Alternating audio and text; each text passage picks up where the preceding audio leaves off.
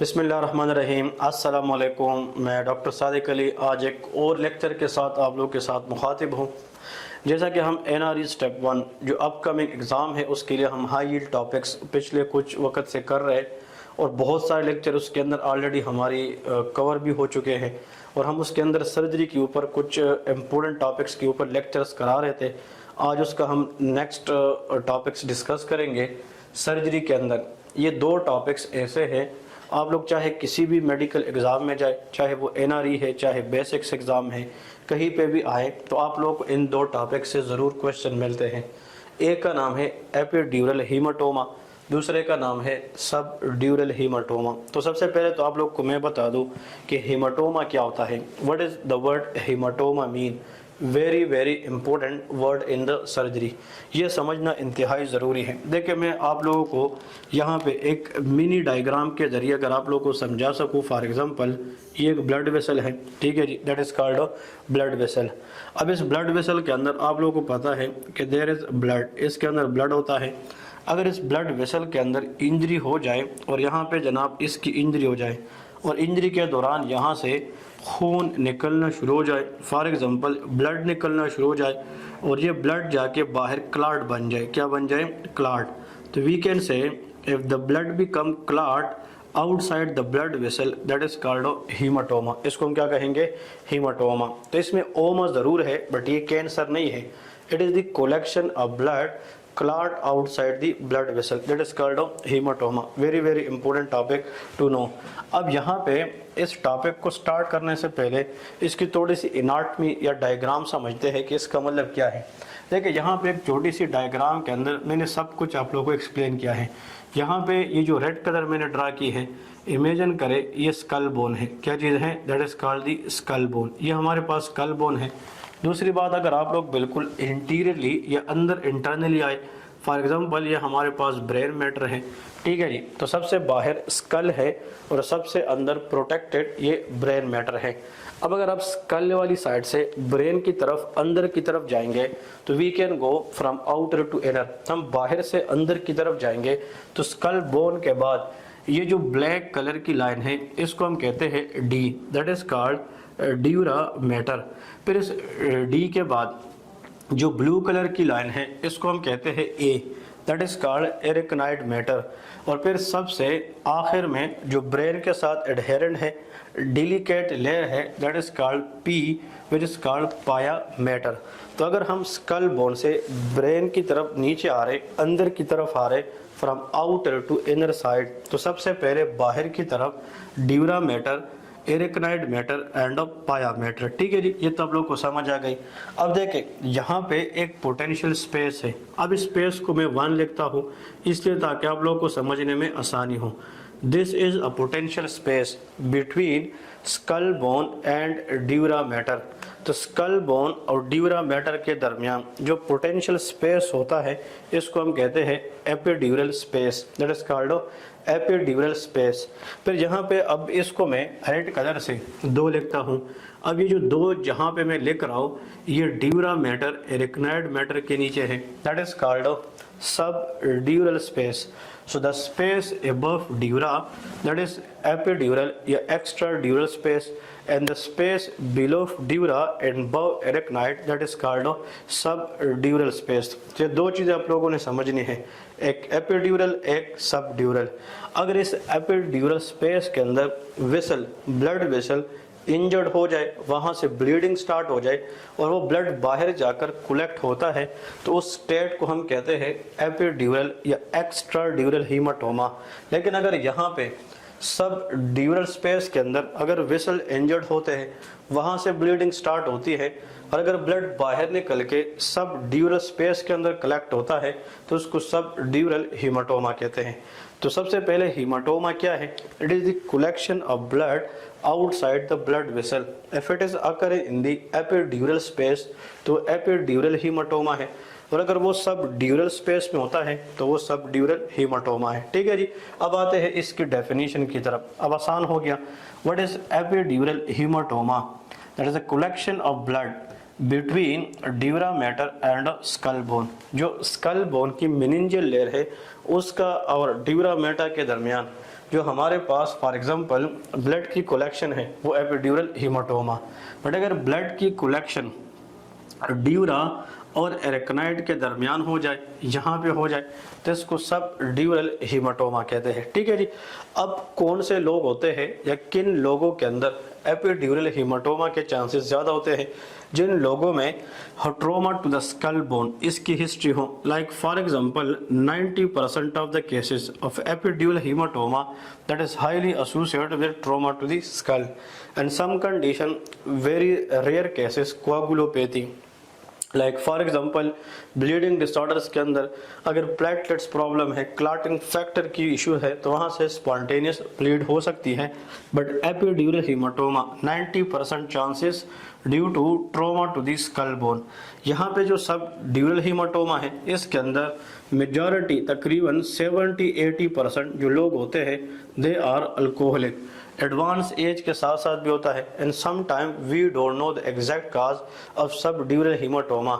ये भी skull fracture या स्कल बोन ट्रॉमा के अंदर भी हो सकती है।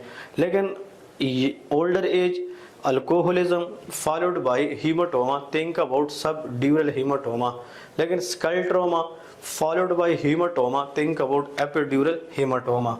अब आते हैं एमसीक्यूज की तरफ। आप लोग चाहे एनआरई स्टेप 1 में बैठ जाए, चाहे किसी भी मेडिकल एग्जाम में बैठ जाए, तो this question come very frequently कि the most common vessel that bleed in epidural haematoma that is called middle meningeal artery, that is called MMA. MMA या middle meningeal artery is the most common artery which bleed in the epidural hematoma. लेकिन अगर हम यहाँ पे देखें तो सब ड्यूरल haematoma है, इसके अंदर मोस्ट कॉमन जो सोर्स है ब्लीडिंग की वो ब्रिजिंग वेन है। वो क्या है? ब्रिजिंग वेन है।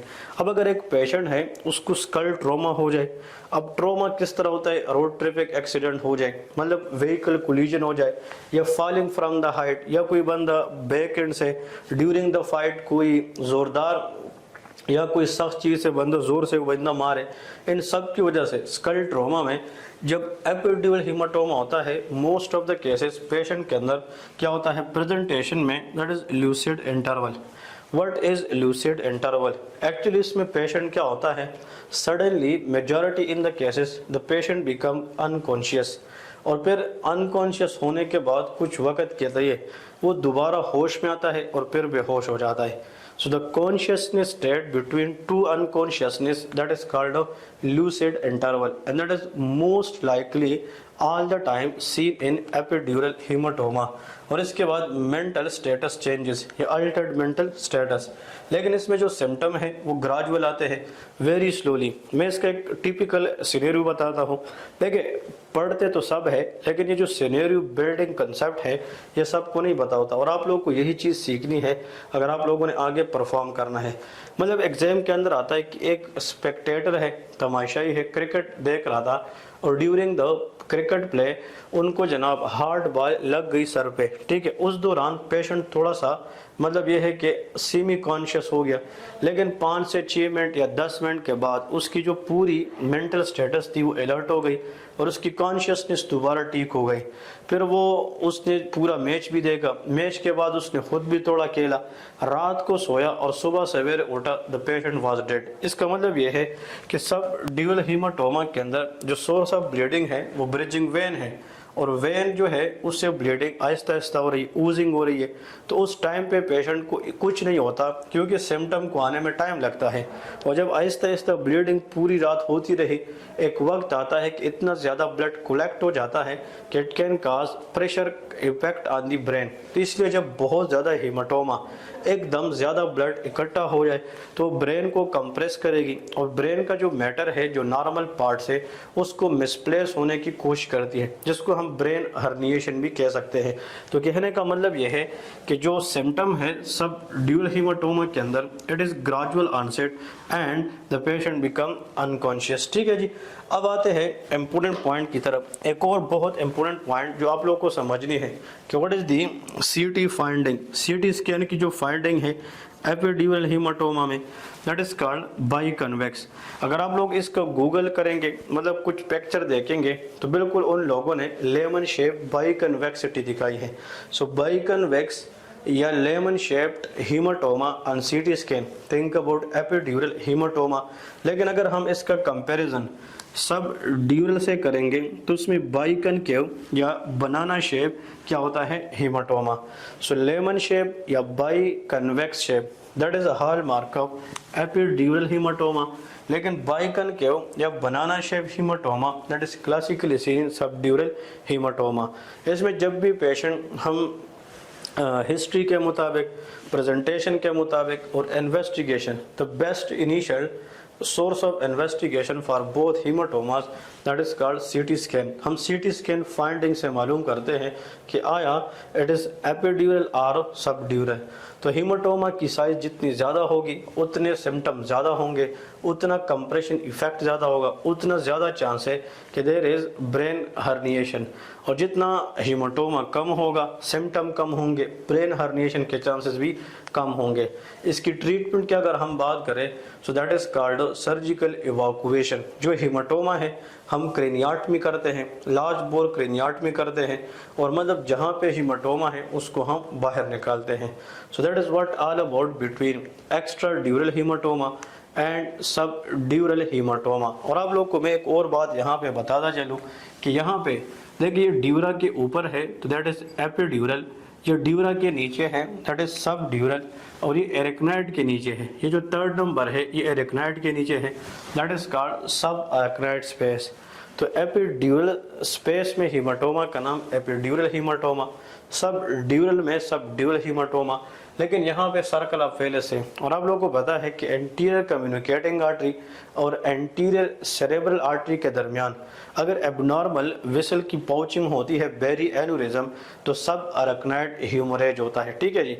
आप लोगों से सवाल यह है लास्ट में नीचे कमेंट्स में बता दें कि वो कौन सी कैल्शियम चैनल ब्लॉकर है जो हम सब अरेक्नाइड हेमोरेज में दे सकते हैं। ठीक है। So that is what all about from today. उम्मीद करता हूँ कि ये लेक्चर आप लोगों को पसंद आ चुका होगा। बहुत सारी न्यू कॉन्सेप्ट्स आप लोगों ने इससे सीखे होंगे।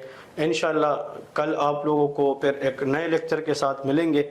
हमारी YouTube चैनल लाइक करें, सब्सक्राइब करें, अपने दोस्तों के साथ इसका लिंक शेयर करें ताकि सबको फ़ायदा हो। Thank you so much. अल्लाह हाफिज़।